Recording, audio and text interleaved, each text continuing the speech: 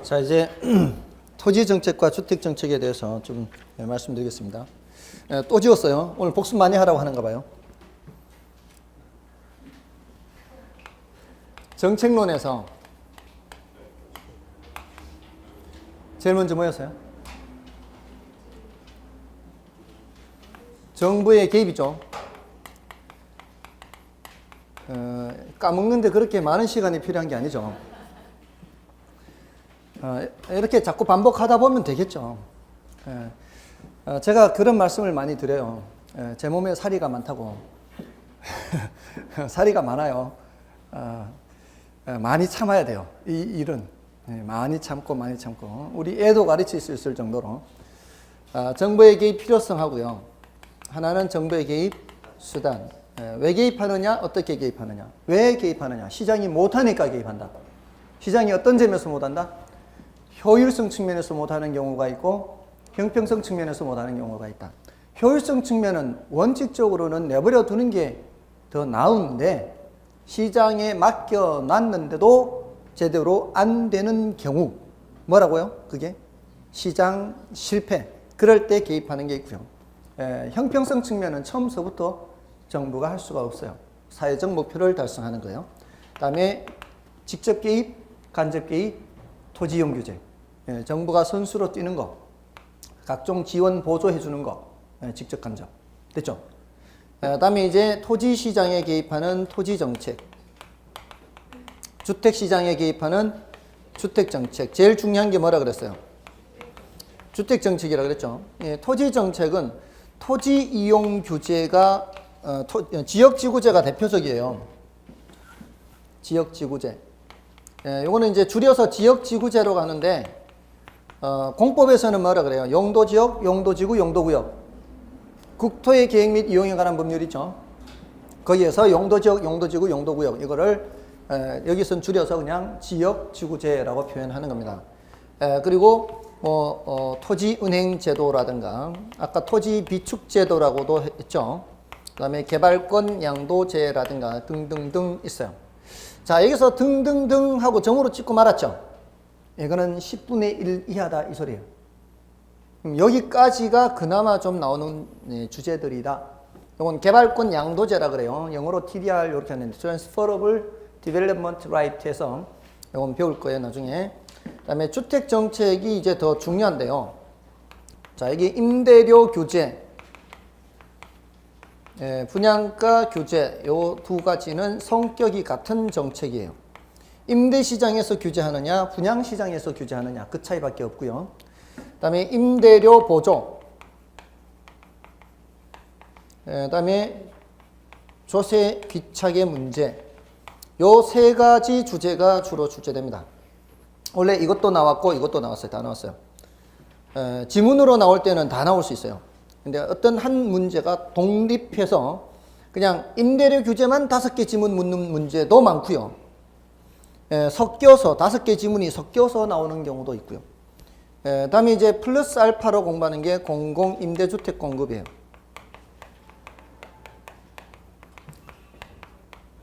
이러면은 이제 중요한 건 다 하는 거예요. 요거는 이제 10분의 3이 채 될까 말까일 거예요. 그러니까 10분의 3이 채 될까 말까인데 지문으로는 이제 여러 번 출제가 돼요. 그러니까 지문을 5개 지문을 한 문제라고 봐야 되거든요. 5개 지문을 한 문제로 봐야 되는데 이게 몇 번에 걸쳐서 출제는 됐지만 이게 뭐 10개 지문이 될 정도로 많이 출제되지는 않았어요. 근데 이제 자주 언급은 되니까 이렇게 말씀을 드리고요. 요거 3개 위주로 해야 돼요. 주택정책에서는. 자, 여기서는 이제 지역지구제 위주로 해야 되고요. 지역지구제부터 이제 먼저 소개를 드릴게요. 용도지역, 용도지구, 용도구역이에요. 근데 이걸 그냥 지역지구제 이렇게 하는 거예요. 자, 공법에서 용도지역 들어보셨죠? 도, 관, 농, 자. 도시지역, 관, 관리지역, 농, 농림지역, 자, 자연환경 보전지역이죠. 자, 이렇게 구분하는 거는 중복 지정할 수 있어요? 그렇지 않아요? 중복 지정할 수가 없죠. 전 국토를 대상으로 해요? 국토의 일부만을 대상으로 해요? 전 국토를 대상으로 하죠. 그게 특징이에요. 용도 지역은. 근데 용도 지구나 용도 구역은 전 국토를 대상으로 하는 것이 아니고, 그리고 중복 지정도 되죠. 자, 이런 것들도 개론에 가끔 언급이 돼요. 공법의 내용인데 이렇게 가끔 언급이 돼요. 이 정도로는 말씀을 드려요. 개론에서도. 근데 더 깊게 나오는 거는 저도 어찌할 수가 없어요. 더 깊게 나오는 거는. 공법에서 좀 도움을 받아야 돼요. 그래서 공법 시간에 아주 쉬운 정도 수준입니다.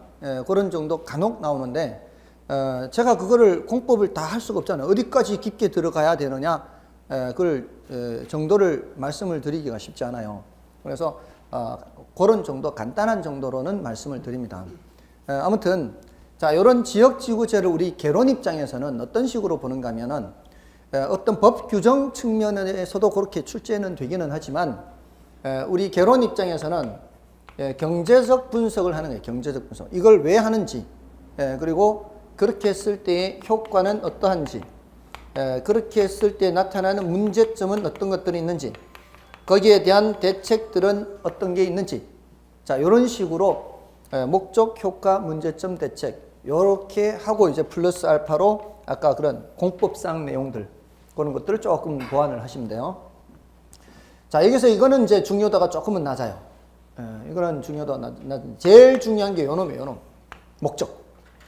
지역지구제라는 게 여기는 상업지역, 여기는 공업지역, 농업지역 이렇게 나누는 거 아니에요. 주상공 나누고 이렇게 구역을 나누는 거죠.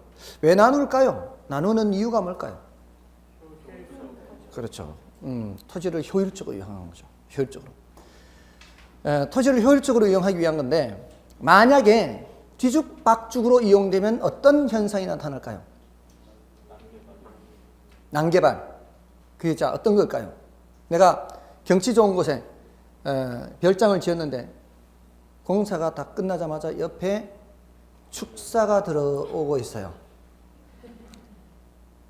자, 축사 다 짓는데 옆에 소음을 발생시키는 공장이 들어와서 소, 돼지들 다 유산해요.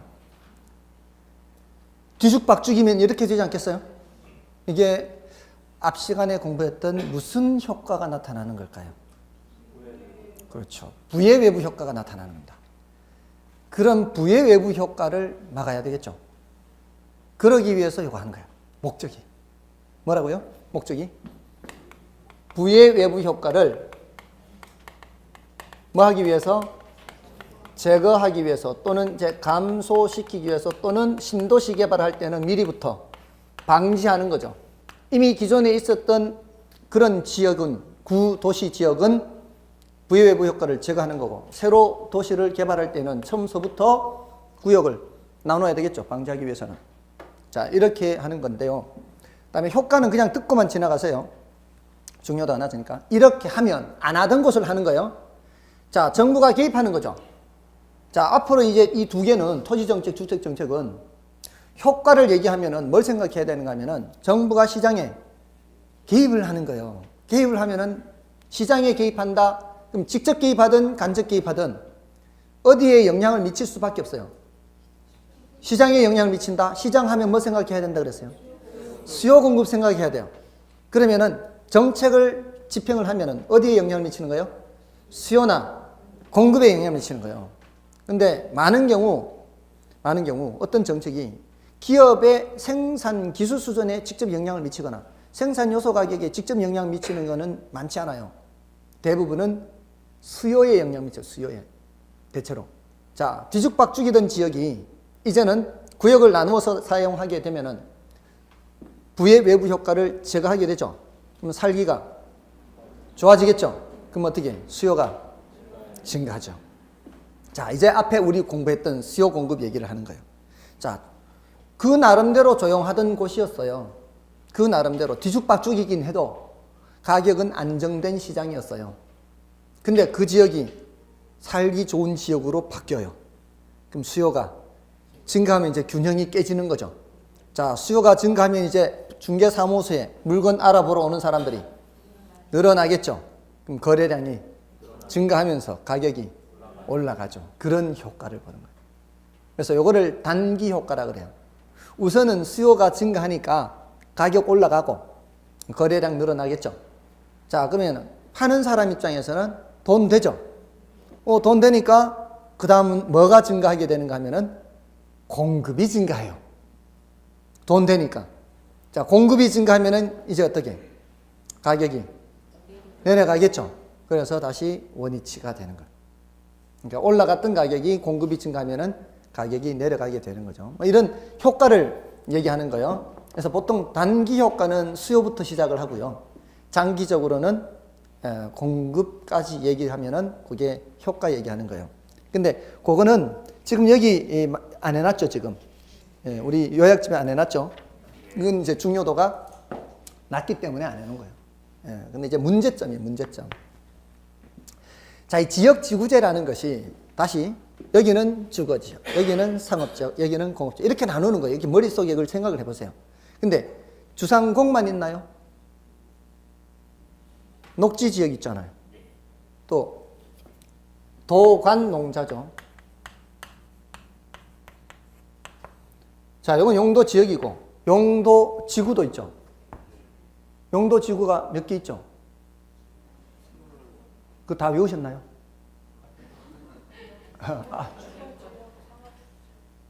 그 외우는 방법이 있을 거예요. 나중에 알려드릴 거예요. 이 나름대로 가르치시는 분들마다 이 방법이 있을 거예요. 그 제가 누구한테 배웠는데? 경미 보시기에 고치 방방특 뭐 이렇게. 달라졌어요? 미관지구 없어졌어요. 고맙습니다. 미관지구 경미 보시기 할 때 미관지구 없어졌어요. 보시게 고치 방방특. 경관지구 요거 없어졌다고요? 보존지구, 시설보호지구, 개발진흥지구, 고도지구, 취락지구, 방제지구, 방화지구, 특정용도 제한지구. 자, 요런 이제 나누는데 지금 이런 용도지구고 용도구역 있죠. 개시수도 이것도 바뀌었나요? 개발제한구역, 시가화조정구역, 수산자원보호구역, 이거는 도시자연공원구역, 입지규제 최소구역. 자, 이 개발제한구역 있죠.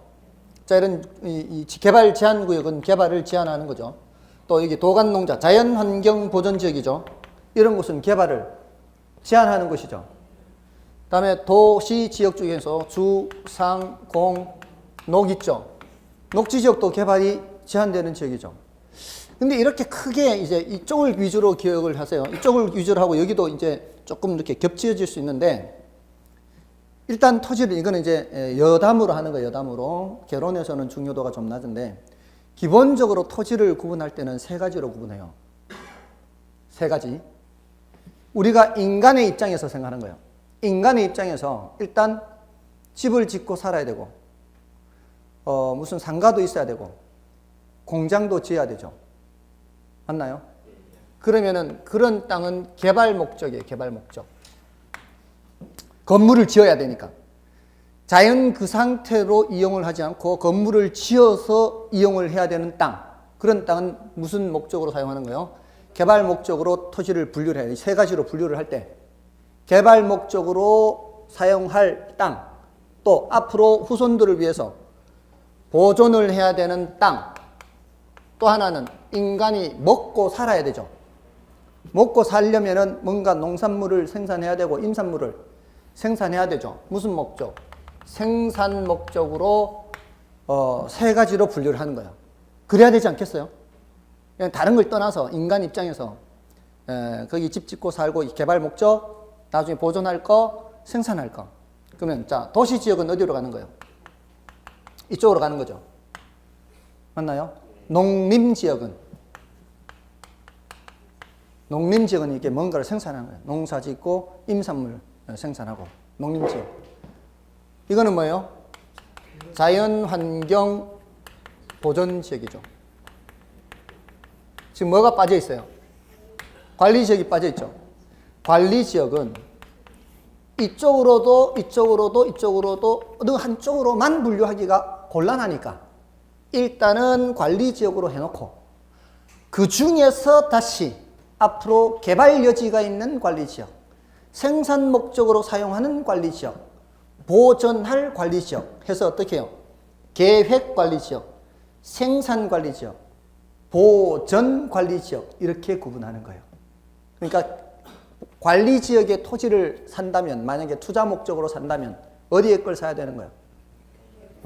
계획관리지역, 계획관리가 앞으로 무슨 여지가 있다? 개발 여지가 있다. 생산관리, 보존관리 말고. 됐나요? 다음에 녹지지역 있죠? 이건 다 건물 짓는 거잖아요. 택지 할 때, 그 택지 주상공. 이거는 건물 짓는 데가 아니죠.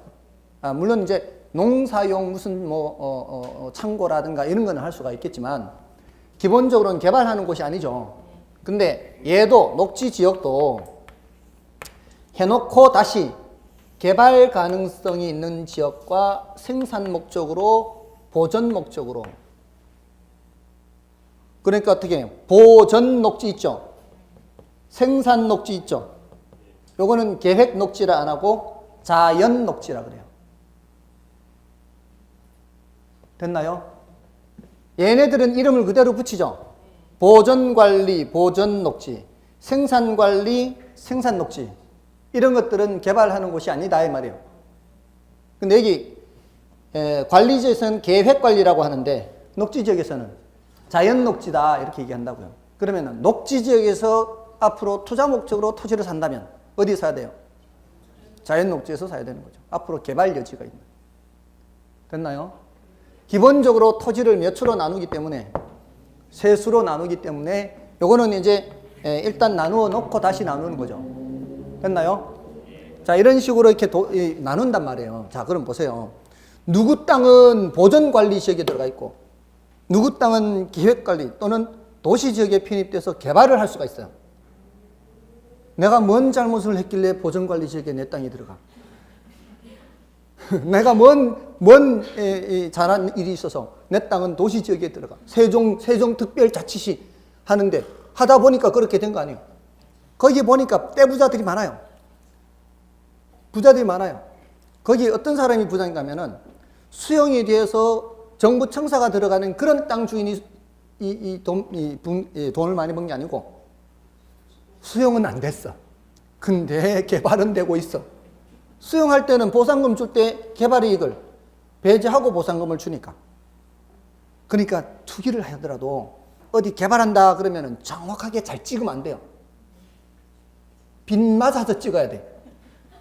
곧 편입되면 안 되니까. 편입되면 보상금이 적게 나오니까. 엄청 많대요. 수백억 부자도 있어요. 들어보니까. 아무튼 자, 누구는 제한을 하고 있죠. 누구는 허용을 하고 있죠. 자, 이게 아까 어떻게 토지를 이용하기 위해서? 효율적으로 이용하기 위해서 아니에요. 자, 이게 부의 외부 효과를 제가 한다 그랬죠. 부의 외부가 어디서 나오는 얘기예요?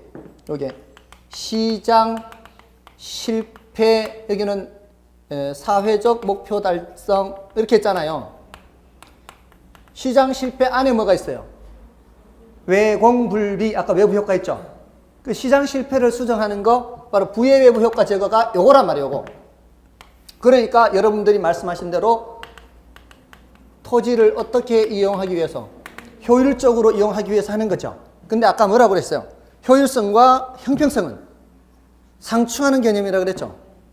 자, 토지를 효율적으로 이용하는 과정에서 누구는 제한하고 누구는 혜택을 주고, 그게 무슨 3대 덕을 쌓은 것도 아니고 하다 보니 그런 거 아니에요. 하다 보니 누구는 규제하고. 이게 무슨 문제가 나타나는 거예요? 형평성 측면에서 문제가 나타난다 이 말이죠. 이런 형평성 문제를 어떻게 해결할 거냐? 자, 개발 제한 구역을 지정하는 게 나의 이익을 위한 거예요? 공공의 이익을 위한 거예요? 공공의 이익을 위한데 침해는 누구만 받고 있어요? 나만 받고 있죠. 그 지정된 사람들만. 그럼 어떻게 해야 돼요? 만약에 그런 경우라면 정부가 뭘 해줘야 돼? 보상을 해줘야 될 거 아니에요. 근데요, 재밌어요. 보상 규정이 없어요. 보상 규정이 없습니다. 개발 제한구역 보상 규정 전혀 없습니다. 자연환경 보전지역 보상 규정 전혀 없습니다. 상수원 보호구역 전혀 없습니다. 전혀 없어요. 전혀 없습니다. 자, 이러니까 무슨 문제가 나타나는 거예요? 형평성 문제가 나타나는 거예요. 지금 현재 그렇습니다. 그럼 어떻게 해야 될까요? 지금 대책 없어요. 지금 대책이 없는 상태로 지금 그대로 있다고. 그래서 이론적으로 나온 얘기가 TDR이라는 얘기가 나온 거예요. 이게 개발권 양도제라고 번역을 하는데요. 이렇게 하는 거예요. 자, 개발 제한 구역 지역 내에, 개발 제한 구역 내에 토지를 갖고 있는 사람한테 당신 여기 못 지으니까 이게 짓지는 못하는데 대신 개발권은 드리겠습니다. 개발할 수 있는 권리는 드리겠습니다. 근데 그 개발할 수 있는 권리를 여기다 행사는 못해요. 딴 데 팔 수는 있습니다. 그러면은 딴 데 어디요? 개발 가능한 지역이에요. 그러니까 도시 지역. 개발 가능한 지역. 개발 가능한 지역의 토지 소유자들한테는 당신네들은 여기 4층까지만 지을 수 있어요. 4층까지보다 더 초과되는, 4층 초과되는 부분을 더 지으려면 개발 제한 구역에 가서 개발권을 사가지고 와서 지으세요. 이렇게. 감이 오세요? 자, 그러면은 그 지역에 가서 개발권을 사와서 지어야 되는 거예요. 자, 그렇게 만약에 이 정책은 우리나라 시행하고 있지 않아요? 아이디어는 괜찮죠? 아이디어는 저쪽에 가서 개발권 있는 사람한테 개발권을 사가지고 와서 더 지어야 돼요. 만약에 이걸 시행한다면 중개사무소에 어떤 현상이 있을 수 있어요? 중개사무소에 찾아가서 개발권 나온 거 있어요? 이렇게 하겠죠? 그럼 개발권 나온 거 있으면 그거 사다가 허가 받을 때 그거 첨부해가지고 허가 받아서 이렇게 공사해서 더 올리는 거죠. 아이디어 괜찮지 않나요? 그런 아이디어가 개발권 양도제라는 게 있어요. 뭐에 대한 문제에 대한 대책이에요? 형평성 문제에 대한 대책이에요. 여기 지금 형평성 문제가 있단 말이에요. 그 형평성 문제는 지역 간 형평성 문제예요. 지역 간 형평성 문제. 자, 그 지역 간 형평성 문제에 대한 대책으로 뭐를 얘기하고 있다고요? 개발권 양도제라는 걸 얘기하고 있는 거예요. 다음에 어떤 문제 있는가 하면은 경직성 문제라는 게 있어요. 이 지역 간 형평성 문제는 이런 이제 대책이 있는데, 경직이라는 게 뭐예요? 경직이라는 것은 어떤 사회 변화에 따라 신축적으로 못 바꾸고, 그걸 이제 그 상태를 그냥 어느 정도까지 그냥 유지할 수밖에 없는 상황이라든가, 그죠? 그리고 상황에 따라 달리 규제해야 되는데 전부 다 획일적으로 똑같이 규제를 해버리는 경우, 이런 경우가 이제 경직성이라고 볼 수 있어요. 여기에 대한 대책은 지금 현재 있어요. 여기에 대한 대책은. 과거에는 없던 것도 새로 생기기도 하고요. 과거에도 있고 지금도 있는 그런 것도 있는데, 예를 들어 이런 거예요. 여러분들 이제 그 혹시 공법에서 건폐율 들어갔나요? 건폐율이 도관농자, 도시지역이 몇 프로예요? 도시지역 중에 주상공록 이렇게 가죠. 5, 6, 6, 5, 7, 9, 8, 8, 7 이렇게 들어갔나요? 누구는 들어가고 누구는 안 들어갔어요? 1차만 하시는 분도 계시고 여기 2차 같이 하시는 분도 계시나요? 건폐율 들어갔어요? 근데 누구는 왜 대답이 없어요? 몇 개만 들어갔어요. 기본적으로 이렇게 생각하시면 돼요. 도시 지역은 건폐율이 높아야 돼요? 낮아야 돼요? 도시 높아야지. 개발하는 곳은 높아야 돼요? 낮아야 돼요? 이런 곳은 낮아야죠. 그럼 이런 곳이 뭐예요? 여기 녹지지역이나 이쪽이죠, 이쪽. 맞죠? 이쪽은 낮아야죠. 이건 높아야 되고. 높아야 되는데 5, 6, 7 여기는 9, 8, 7 여기는 7이에요. 그러니까 여기는 5에서부터 5, 6, 7로 올라가고요. 여기는 9, 8, 7 중심 업무지역, 중심 상업지역은 뭐라 해야 돼요? 90% 높아야 되겠죠. 그 다음에 중, 1, 6은 9, 8, 8, 7 이렇게 돼요. 중심 상업지역, 일반 상업지역, 유통 상업지역, 근린 상업지역. 근린 상업지역 이제 주거지 근처에 뭐 이런 좀 낮아야 되겠죠.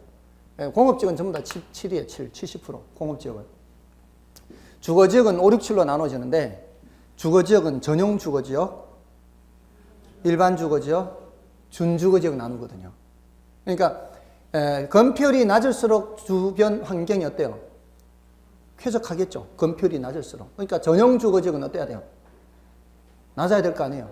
일반 주거지역은 조금 더 높을 거고요. 준주거지역은 뭐 상업용하고 섞여 있으니까 더 높아진다 이 말이에요. 그러니까 머리로 그냥 대충 이해를 하면 돼요. 그러니까 5, 6, 7 이렇게 해서 전용 주거지역, 일반 주거지역, 준주거지역 이렇게 해요. 나중 가면 이제 더 자세히 하게 되겠지만 일단은 기본으로 이렇게 요거는 이제 세분해서 이렇게 하는 거예요. 요거는 전부 다 777이에요. 전용 공업지역이든 일반 공업지역이든 준공업지역이든 다 777이에요. 아무튼 얘네들은 높아야 될 거 아니에요. 얘네들은 낮아야 될 거 아니에요. 그렇게 하면은 그지 아니어도 접근을 할 수 있어요. 어느 정도는. 됐나요? 자, 그런데 똑같은 주거지역이라 하더라도 이 말이에요. 똑같은 주거지역이라 하더라도 그 상황이 서울의 어떤 지역과 서울의 다른 지역 또 뭐 대전의 어떤 지역 이게 그 주변 상황이 다 다를 수 있잖아요. 그러면 거기에 맞춰서 건폐율을 좀 가감 조정을 해야 될 거 아니에요. 그러니까 여러분들이 배우실 때 어떻게 배우는가 하면은 50% 범위 내에서 조례로 정하게 돼 있다고 했어요. 50%가 한도고 조례에 따라 맥시멈 50%인 지방자치단체도 있고 그거보다 낮은 지방자치단체도 있고 그 상황에 따라 조정할 수 있게 해놨단 말이에요. 그게 뭐예요? 경직성 문제에 대한 대책이 될 수 있는 거죠. 경우에 따라 달리 조정하는 거예요. 근데 예전에는 안 그랬어요. 예전엔 지방자치제가 없었기 때문에 지방자치제가 없으니까 조례가 없잖아요. 그냥 획일적으로 지정되는 거죠. 획일적으로. 예, 근데 이제는 그런 것도 되고요. 또 녹지 공간을 확충하거나 녹지 공간 또는 공개 공지라는 게 있어요. 여기 백화점 앞에 가면은 널찍하게 있고 이제 벤치도 갖다 놓고 이렇게 사람들이 좀 앉아 있을 수 있게 하고 일반인들한테 제공하는 거예요. 그게 원래 백화점 부지예요. 도로가 아니고 백화점 부지인데 그 앞에 건물 앞쪽에 그렇게 해서 일반인들한테 제공하는 공지를 공개 공지라 그래요. 그럼 공개 공지를 제공을 하면은 용적률을 좀 더 올려줘요. 조금 더 지을 수 있게. 인센티브를 주는 거죠. 예, 그런 것들은 상황에 맞게 하겠다는 얘기 아니에요. 그런 게 바로 경직성 문제에 대한 대책이 되는 거죠. 용적률 인센티브를 주는 거예요. 용적률 인센티브. 예, 그리고 아까 입지 규제 최소 구역 있죠. 입지 규제 최소 구역. 이것은 이제 그 상황에 따라 구도심의 그 개발을 이제 저해하는 요인을 없애는 거예요. 그래서 상황에 맞게 조금 더 신축적으로 적용하는 것 또는 지구 단위 계획이 있어요. 공법에서 나올 거예요. 이런 것도 그 상황에 맞게 규제를 좀 더 완화시켜 주거나 뭐 이렇게 할 수가 있어요. 이런 것들은 다 뭐에 대한 대책으로 볼 수 있어요? 경직성 문제에 대한 대책으로 볼 수 있고 요거는 이제 형평성 문제에 대한 대책이 될 수 있어요. 요거는 우리나라에 시행하고 있지 않지만 시험에는 자주 언급돼요. 이게 정답 지문으로 언급될 때도 있고 그렇지 않을 때도 있고요. 이번 시험에도 언급이 됐어요. 개발권 양도제는. 자, 이런 정도로 일단 말씀을 드리고요. 넘어가시면 이제 주택정책 볼 거예요. 주택정책. 자, 오늘 뭐 이렇게 다 자세히는 말씀을 드리지는 못해도요. 이제 소개는 다 이제 해드릴 건데.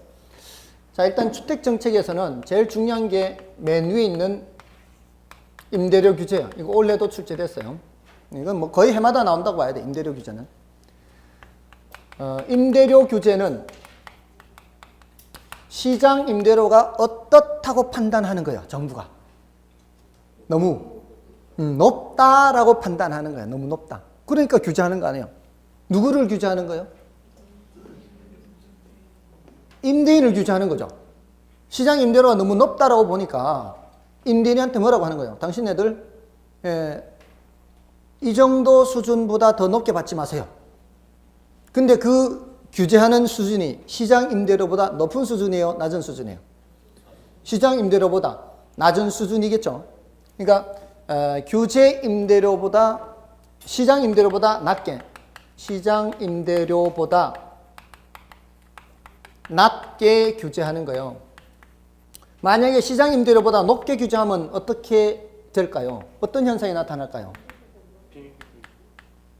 시장 임대료보다 낮게 규제를 해야 되는데 높게 규제하면 어떤 현상이 나타나는가 하면 임대료가 올라갈 것 같아요.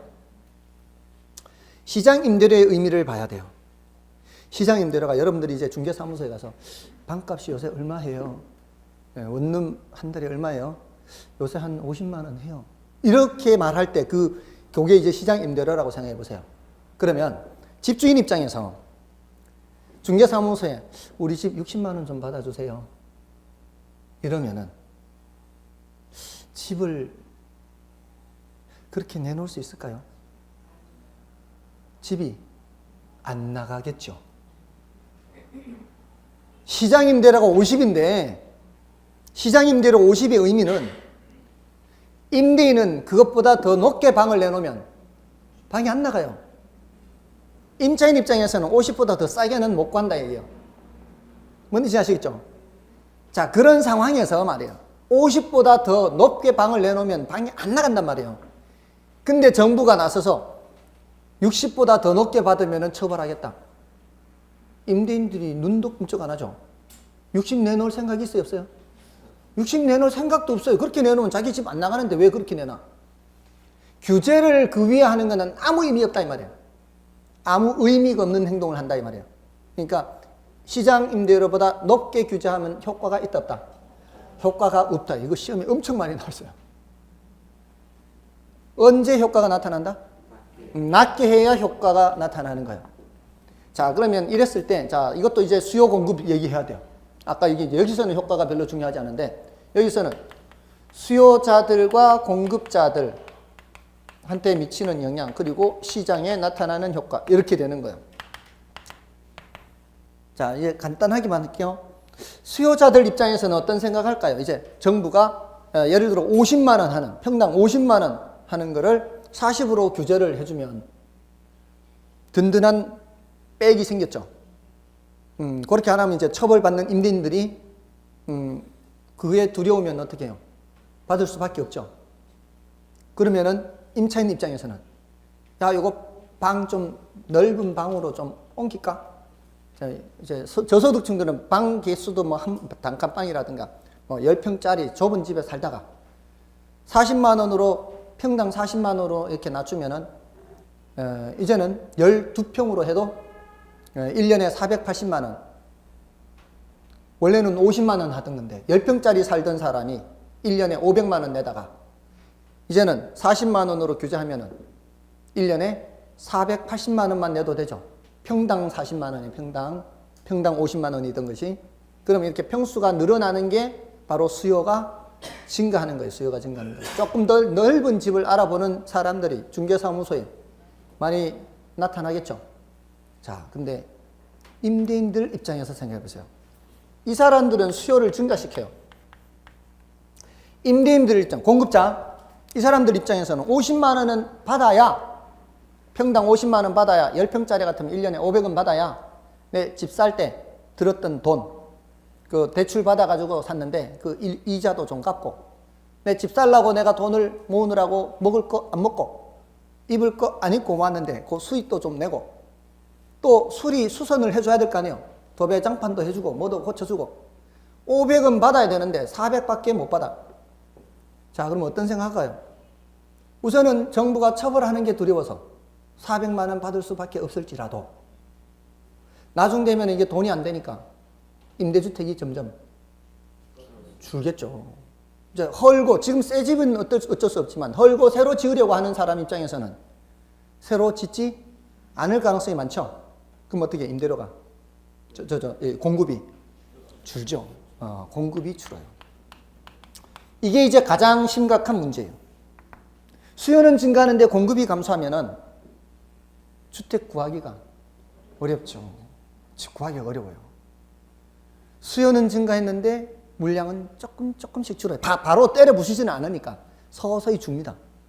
자, 그러면 집 구하기가 어려우면은 여러분들이 임차인이라면 어떻게 하시겠어요? 집이 나온 게 없어. 집이 나온 게 없어요. 집이 부족하니까. 나오자마자 다른 사람들이 다 계약해요. 그렇죠. 이런 현상이 나타나요. 돈 더 드릴 테니까 저 좀 꼭 불러주세요. 나온 거 있으면. 이런 현상이 나타나겠죠. 아쉬운 사람이 우물 판다고 내가 지금 당장 집을 구해야 된다면, 자, 그러면은 나 처벌받는데, 자, 임대인이 그런 얘기를 해요. 그럼 어떻게 하면 될까요? 계약서에는 그대로 쓰는데 그냥 드릴게요, 뒷돈으로. 이렇게 계약서에는 규제 가격을 쓰더라도 실제로는 더 얹어주는 현상이 나타나요. 이런 시장을 암시장이라 그래요. 암시장이 나타나요. 암시장. 그리고 이렇게 웃돈 얹어주는 거, 이거를 음성적 지불이라 그래요. 모르게 준다고 해서. 음성적 지불. 자, 이쯤 되면은 원래 정부가 의도했던 효과와는 다르죠. 이거는 결코 바람직한 상황이 안 되게 되죠. 그래서 이거는 나중에 암시장이 나타나고 음성적 지불이 나타나고 이렇게 되면은 이게 부작용이 더 커져요. 이거는 시간이 경과하면 경과할수록 부작용이 더 커져요. 그렇잖아요. 점점 시간이 갈수록 공급 물량이 어떻게 되겠어요? 돈이 안 되니까 지금 당장 때려 부수지는 않지만 헐고 새로 짓지 않는 방법으로 점점 주택이 부족하면은 점점 이게 격차가 심해져요. 집 구하기가 어려워요. 그러면은 이런 음성적 지불도 훨씬 더 많아질 수 있어요. 그래서 이런 정책은 단기적으로만 잠깐 해야 돼요. 단기적으로만 시행하는 그런 정책이 바로 뭐다? 임대료 규제예요. 그래서 여러분이 정리를 하실 때는 수요자, 공급자, 시장 이런 입장에서 보시면 되고요. 그다음에 이게 이제 가장 중요해요. 이게 올해도 나왔고, 그다음에 이제 임대료 보조와 조세 귀착 뭐 이런 것들은 이제 간단하게만 좀 소개해드리고 마치겠습니다. 임대료 보조는 요거는 돈을 보태주는 거예요. 돈을 저소득층한테 지금 우리나라 지금 시행하고 있습니다. 저소득층들한테 돈을 이렇게 보태줘서 조금 더 주거 서비스를 조금 더 소비할 수 있도록 하는데, 이렇게 보조를 해주면은 사람들의 실질 소득이 어떻게 해요? 늘어나겠죠. 여기서도 또 수요 공급 얘기하는 거예요. 실질 소득이 늘어나면은 수요가 어떻게? 늘어나겠죠. 그 임차인들의 임대 시장에서의 수요가 늘어나요. 그럼 수요가 늘어나면은 임대료가 올라가겠죠. 임대료가 올라가면 임대인들 돈 되죠. 돈 되잖아요. 이게 원래 받던 임대료보다 더 높게 받으니까. 그러면은 돈 되니까 공급이 늘어나겠죠. 공급이 늘어나면 임대료가 내려가겠죠. 그러면 이제 모두 다 임차인들이 혜택을 보게 돼요. 그러니까 단기적으로는 수요가 증가해서 임대료가 올라가면은 임대료 보조 혜택을 누구도 보게 되는 거예요. 임대인도 보게 돼요. 임대인도. 그게요. 모든 보조가 똑같아요. 사실은. 임대료 보조뿐만 아니에요. 여러분들 언제부터죠? 애들 왜 그 육아 보조, 어린이집 보내면 보조해 주는 거 언제부터 전격적으로 다 해줬잖아요. 그랬더니 어떻게 안 맡기던 사람들도 맡기고 막 하잖아요. 수요가 늘어난 거죠. 수요가 늘어나니까 어린이집 어떻게? 어린이집 돈 되죠, 돈. 그러니까 어떻게 어린이집 늘어나죠. 어떤 사람은 여기뿐만이 아니라 저기도 하고, 아니면은 거기에서 더 규모를 늘리고. 자, 이렇게 많이 늘리니까 어떻게 이제는 이제 돈이 덜 되죠. 경쟁이 치열하니까, 공급이 증가하니까 돈이 덜 되는 거예요. 예전보다는. 처음에는 많은 돈을 버는 거죠. 그것뿐만이 아니에요. 이런 보조 말고도 뭐 농민들한테 뭐 저온 창고 제작 보조 뭐 이런 게 있어요. 저온 창고 제작 보조 하면은 그 저온 창고 그 설치 보조, 그러면은 제작자한테 가서 주문을 넣어야 될 거 아니에요. 그러면 저온 창고 제작하는 사람 입장에서는 일손이 딸리겠죠. 여기도 만들어 달라, 저기도 만들어 달라. 그럼 어떻게 가격이? 제작 가격이 올라가는 거죠. 올라가는 만큼은 누구도 혜택 보는 거예요.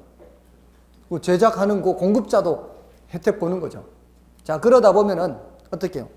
그 데리고 있던 직원들 중에 일부가 나가서 자기가 차려요. 자기가 차리면서 어떻게? 자기도 일감을 가져와야 되니까, 야, 좀 더 싸게 해줄 테니까 나한테 해라. 그럼 올라갔던 가격이 내려가게 되죠. 내려가야 이제 다 농민이 혜택을 보는 거예요. 그러니까 어떤 보조든지 보조를 해주게 되면 1차적으로 뭐가 증가해요? 수요가 증가해요.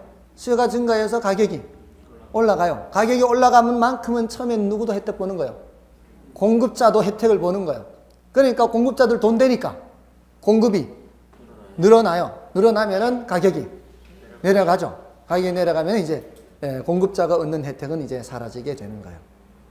거의 대부분의 경제 분석이 다 이래요. 그러니까 요 원리를 알고 있으면 뒤에 공부하기 이것도 마찬가지 그런 원리예요. 그런 원리고 이거는 이제 나중에 이제 따로 말씀을 좀 더 드리고요. 임대주택 공급도 이제 하기는 할 건데 이제 중요도가 조금은 낮고요. 그다음에 요거 조세 귀착은 이런 거예요.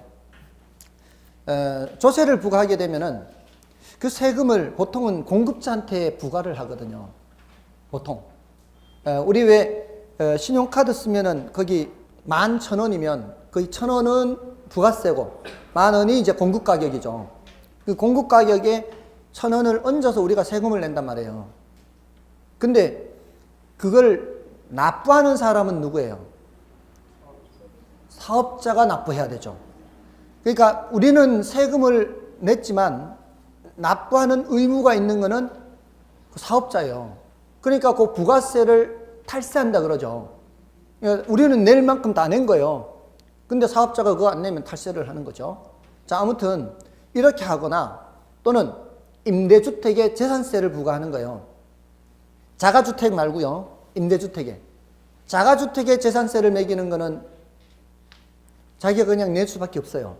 근데 임대주택에 재산세를 매기면 어떤 현상이 나타나는가 하면 이 세금을 임차인한테 떠넘기는 거예요. 임차인한테. 여러분이 만약에 집을 갖고 있는데 원룸주택 갖고 있는데 재산세를 100만 원 매긴다. 어떤 재산세라고 쳐봐요. 100만 원 매긴다. 그럼 난 머릿속으로 뭐 생각해요? 방이 10칸이면 한 칸당 10만 원씩 임대료 올리는 거죠. 맞잖아요. 맞나요? 자, 그런데 그게 바로 뭐라고 하는가 하면은 조세 전가라 그래, 전가. 납세 의무자가 내야 되는 세금을 누구한테? 상대방한테 떠넘기는 거. 요거를 뭐라고 한다? 조세 전가라 그래요. 자, 그런데 그게 조세 전가라는 게 그렇게 만만한 게 아니에요. 만약에 주변에 빈집들이 많아요. 주변에 빈집들이 많으면 내가 재산세 부과받았다고 해서 임차인들한테 10만 원씩 더 내세요 하면은 사람들이 저 집은 더 안 받으면 저 집으로 가버리죠. 그러면은 내가 빈집이 돼버려요. 차라리 빈집 되는 것보다는 차라리 그나마도 그냥 옛날 수준으로 임대료 받고 그냥 내가 부담하는 게 차라리 나을 수 있죠. 그 상황이 어떠냐에 따라 다르다는 거죠. 주변에 들어갈 빈집이 없어요. 없으면 그때는 올려도 갈 데가 없으니까 내야 되겠죠. 자, 이게 누가 선택의 여지가 더 많으냐에 따라서 조세 전가의 크기가 달라진다. 이게 바로 조세 귀착의 문제예요. 귀자가 돌아갈 귀자, 붙을 착자예요. 누구한테 돌아가서 붙느냐. 자, 만약에 수요자들의 선택의 폭이 크면 수요자들이 더 부담하겠어요? 덜 부담하겠어요? 덜 부담하겠죠. 공급자들의 선택의 폭이 크면 공급자들이 덜 부담하겠죠. 자, 그렇게 되는데 선택의 여지가 똑같다면 그때는 반반씩 부담해요. 반반씩. 선택의 여지가 똑같으면. 근데 그거를 앞에서 공부했던 탄력성으로 얘기해요. 탄력성. 그 탄력성이라는 게 얼마나 많이 변화시킬 수 있느냐라고 얘기를 했죠. 내가 지금 방 10칸짜리 갖고 있는 원룸주택이 있는데 내가 조세를 부과받았다고 이거를 전가시킨다고 했을 때 수요자들이 내 주택의 수요량을 크게 줄이고 다른 집으로 갈 수 있는 여지가 많다면 이거는 탄력성이 큰 경우예요. 탄력성이 큰 경우는 내가 함부로 전가시킬 수가 없어요. 근데 저 사람들이 갈 데가 없어. 이 수량을 줄일 수가 없어. 딴 데로 갈 수가 없어. 이건 뭐예요? 굉장히 비탄력적인 경우예요. 이런 경우에는 내가 전가시켜도 그 사람들이 어쩔 수가 없는 거죠. 됐나요? 그래서 탄력성이 클수록 조세를 덜 부담한다, 더 부담한다. 탄력성이 크다, 선택의 여지가 많다. 이렇게 본대요. 탄력성이 클수록 조세 부담이 적어지는 거예요. 탄력성이 크다 이 소리가 뭐라고요? 수량 변화를 크게 할 수 있다. 내 주택에 수요하던 이 사람들이 다른 주택으로 가버려서 내 주택의 수요량을 크게 줄일 수가 있다. 내 집이 다 빈집이 돼버린다. 이러면은 내가 그렇게 증가시킬 수가 없어요. 이러면은 그 사람들이 덜 부담하게 되는 거죠. 근데 수량을 크게 변화시킬 수 없고 그냥 그대로 내 집에 살아야만 된다면 그러면 탄력성이 적은 거죠. 탄력성이 적으면 많이 부담해야 돼요. 탄력성이 크면 적게 부담. 탄력성이 작으면 많이 부담. 이게 이제 조세기착에서의 가장 중요한 결론이에요. 그래서 요거는 조세 전가와 조세기착 이렇게 나누어서 조세 전가는 상대방한테 떠넘겨지는 거. 이게 조세 전가. 그리고 최종적으로 누가 얼마나 부담하느냐의 문제가 조세 귀착. 자, 근데 이게 선택의 여지가 누가 더 많으냐에 따라 달라진다. 선택의 여지가 많은 쪽이 덜 부담. 선택의 여지가 적은 쪽이 더 많이 부담. 자, 이렇게 하는데 그걸 탄력성으로 얘기해서 탄력성이 클수록 덜 부담하는 거예요. 선택의 여지가 많다. 탄력성이 크다. 근데 탄력성이 적을수록 더 많이 부담한다. 자, 이게 이제 결론이 돼요. 가장 중요한 게 그거고요. 나머지 내용들은 일단 난이도가 높아요. 그 난이도 높은 것들은 이제 차츰 해야 되고요. 자, 이 정도로 소개를 받고 요거는 좀 자세히 말씀을 드렸어요. 임대료 규제. 분양가 규제는 뭐 분양시장에서 규제이기 때문에 성격이 똑같아서 요거 위주로 하고 요거 소개했고 요거는 이제 나중에 하기로 하고요. 자, 이렇게 해서 오늘은 이제 어디에 초점을 맞춰서 수업을 했는가 하면은 정부의 개입이라는 곳에 초점을 맞췄어요. 정부가 시장에 왜 개입하느냐? 시장의 개입 필요성이 있고요. 어떻게 개입하느냐? 정부의 개입 수단이 있었어요. 왜 개입하느냐는 두 가지. 어떻게 개입하느냐는 세 가지. 왜 개입하느냐는 효율성 측면과 형평성 측면. 가장 간단하게 대답하려면 하나는 효율성 측면, 하나는 형평성 측면. 효율성 측면은 시장 실패 수정, 자원 배분의 효율성이에요. 형평성은 소득 분배의 형평성이라고 보면 돼요. 빈익빈 부익부 같은 거. 자, 그 두 가지 측면에서 개입하고 어떻게 개입하느냐 할 때는 직접 개입, 간접 개입, 토지 이용 규제. 근데 토지 이용 규제는 그냥 자리만 차지하고 있는 거고요. 질문은 직접 개입과 간접 개입. 정부가 수요자, 공급자 역할을 하는 거 직접 개입. 이거는 각종 지원이나 보조, 세금 매기거나 부담금 부과하거나 정부가 수요 공급자 역할을 하지 않는 거 간접 개입. 됐죠? 그 다음에 이제 토지정책과 주택정책. 토지정책에서는 지역지구제가 대표적이다. 목적, 문제점, 대책. 자, 요 세 가지 위주로 보시고요. 그 다음에 주택정책에서는 임대료 규제가 제일 중요하다 그랬어요. 그리고 임대료 보조라든가 조세 귀착 이런 정책들이 있다. 소개해 드린 정도입니다. 자, 요 정도로 하고요. 다음 주에는 투자론에 대해서 하도록 하겠습니다. 됐습니까? 여기까지 했습니다. S였습니다. 감사합니다.